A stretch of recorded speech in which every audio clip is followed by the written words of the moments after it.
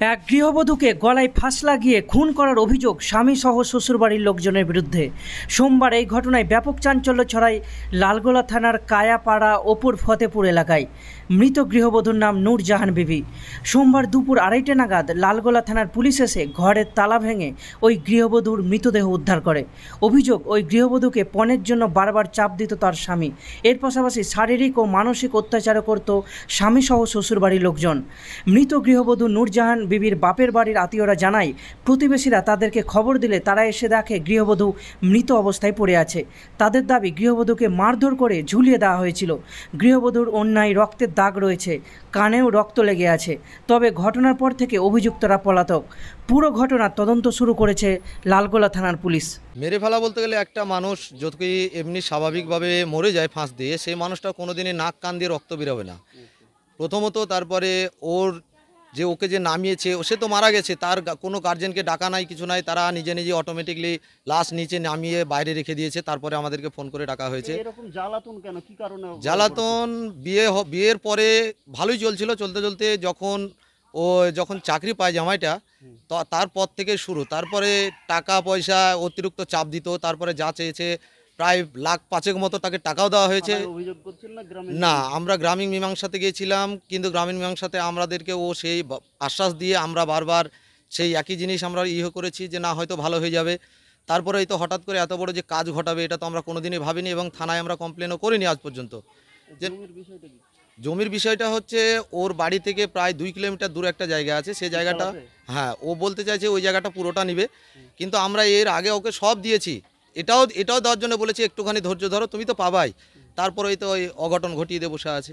এর সঙ্গে জড়িত কারা হতে পারে? জড়িত ওর ভাবি, মানে যে জামাই তার ভাবি, এরাই একে নিয়ে মানে খেলিয়েছে বেশি, আর ওরাই জড়িত এর ভিতরে। আপনারা নিশ্চিত মার্ডার? হ্যাঁ, অবশ্যই মার্ডার। তার কারণ একটা মানুষ ফাঁস দিলে তো আর নাক কান দিয়ে রক্ত বের হবে না। কি নাম আপনার? খাজা মাইনুদ্দিন। মারা গেছে কে হয়? সেটা আমার ভাগ্নি। আপনার বাড়ি? বাউসি জামিরাপাড়া।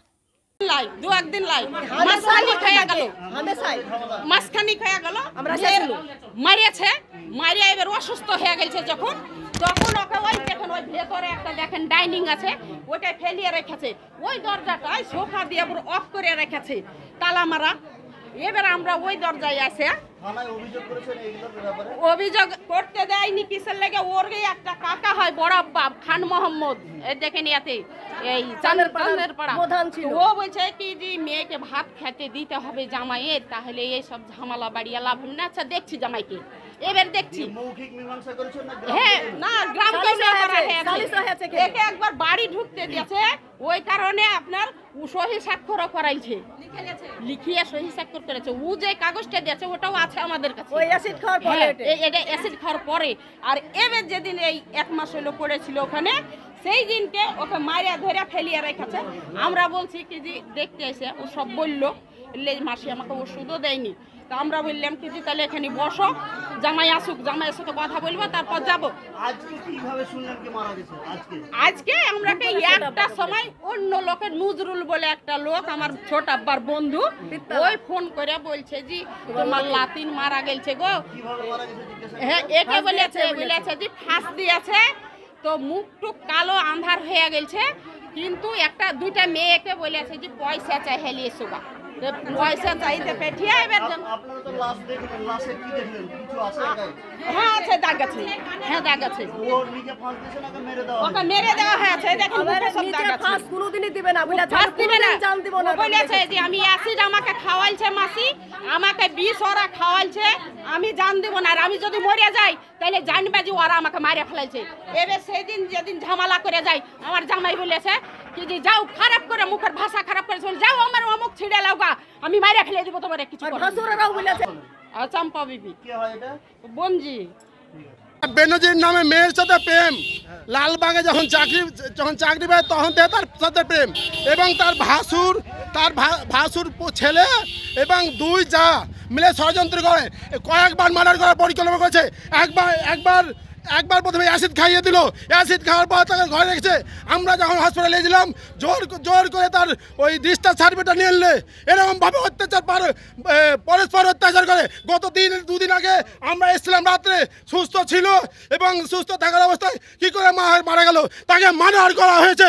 এই জন্য এলাকা অনেকবার অত্যাচার করেছে। খান মোহাম্মদ সাহেবকে বলেন চলেন থানা যা, ওই খান মোহাম্মদ সাহেবের হাত পা ধরে নেয়, বলে এবার মতো ঠিক করছি। কয়েকবার সালিসি সভা হয়েছে, এলাকার বিশিষ্ট লোকদের নিয়ে বারবার হয়েছে, অনেকবার অত্যাচার করেছে। আমরা চাই আগে আসামি ধরা হোক, তারপর লাশ নিয়ে যাক। আপনারা বলেন। কে এসেছিলেন, কি অবস্থায় লাশ ছিল? এখন আমি লাশ এখনো বাড়ি পৌঁছতে পারিনি। আমি বিডিও অফিসে, আমি একজন প্রতিবন্ধী ইউনিয়ন করি, সেখানে বিডিও সাহেবের সাথে সাক্ষাৎ করে বেরোচ্ছি। তখন কে হয়? কে হ্যাঁ, হয়? এই মেয়েটা কে হয়? মেয়েটা হচ্ছে আমার ভাইরা বেটি। আপনার নাম কি? আমার নাম মোহাম্মদ বাবার আলী। 7-8 বছর হল নাকি রে? আচ্ছা, এই অত্যাচার কিভাবে হতো? অত্যাচার হতো, কি নিয়ে হতো? অত্যাচার হয় এমনি সংসারে ওর ব্যাপার নিয়ে প্রায় আমাকে দিয়ে একবার সালিশও করতে হয়েছে এই জন্যে যে মারতো, একবার দেওয়ালের সঙ্গে একবার চেপে ধরে একবার মানে দেওয়ালে ঠক্কর মেরেছিল, তার জন্য আমরা সালিশ করতে এসেছিলাম শুদ্ধ। এই থানায় একাধিকবার অভিযোগ করেছিলেন? থানায় অভিযোগ আমরা করিনি, সেরকম কেন করেননি? করিনি। তখন যে হয়তো এই চলবে আমরা বুঝিয়ে রেখেছি তাকে যে ভাত দিবে, ভালোভাবে দিবে। তা আজকের বিষয়টা কি জানতেন? কি জানতেন? আজকে তো আমরা কিছুই জানি না, এই তো এসে আমাকে একজন ফোন করলো, আমার আর এক লাতনি এর বোন যেটা, সে আমাকে ফোন করলো যে এরকম ফাঁস দিয়ে মেরে ফেলেছে। কি মেরে ফেলেছে তাই বলেছে? হ্যাঁ, মেরে ফেলেছে। আপনি দেখলেন, কি মনে হলো মেরে ফেলেছে না? না, আমি তো এসে শেষের বেলায় আমি দেখলাম আর কি, তখন তো নিচে নামা দেখেছি, আমি তো ফাঁস দেওয়াটা দেখিনি। হ্যাঁ, কি নাম নিচে নামা। আপনার? আমার নাম হাজি খায়রুল বাসার। হ্যাঁ, দীর্ঘদিন আগেই বিভিন্ন সমাজে এদের মধ্যে স্বামী স্ত্রীর মধ্যে সম্পর্ক খারাপ ছিল। হ্যাঁ, আমরা সালিশ বিগত দিনে 2-3 বার করেছিলাম, গ্রাম্য সালিশ? গ্রাম্যভাবে সালিশ করা হয়েছিল। তারপরে ঠিক চলছিল? তারপরেও ঠিকঠাক চলেনি। এখন তো গ্রামের সালিশিয়ান সবাই এসে বাড়িতে থাকতো, মারধর করতো। স্বামী স্ত্রীর মধ্যে কোনোদিনই সম্পর্ক ভালো ছিল না। আপনার নাম? আমার নাম মোহাম্মদ ইসমাইল হক। আপনি কি কোনো গ্রাম পঞ্চায়েতের সদস্য নাকি? এক্স মেম্বার ছিলাম, এখন বর্তমান নাই। কি নাম? অকট্য ভাষা বলে একবার এসে তাড়িয়ে দিল।